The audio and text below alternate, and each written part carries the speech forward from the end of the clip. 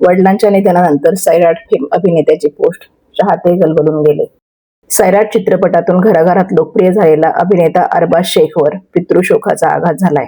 त्याचे वडील असलम शेख यांचं गुरुवारी 30 जुलै रोजी उपचारादरम्यान निधन झालं.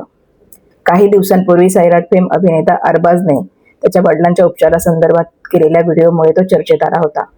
सोलापूरमधील रुग्णालयात मनमानी कारभारावर त्याने आरोप केले होते. गेल्या महिन्याभरापासून त्याच्या वडिलांवर ब्रेन हॅमरेजवर उपचार सुरू होते. मात्र उपचारादरम्यान असलम शेख यांचं निधन झालेलं आहे.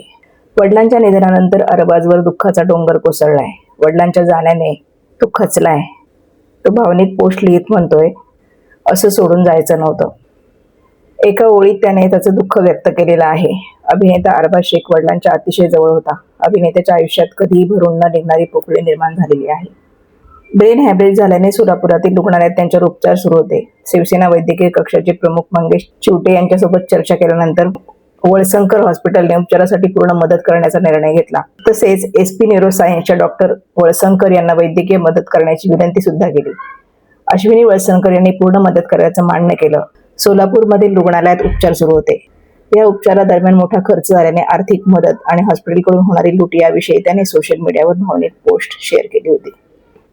या दुःखद बातमीनंतर चाहते आणि अनेक कलाकारांनी सोशल मीडियावर श्रद्धांजली वाहिली आहे. असलम शेख यांना भावपूर्ण श्रद्धांजली.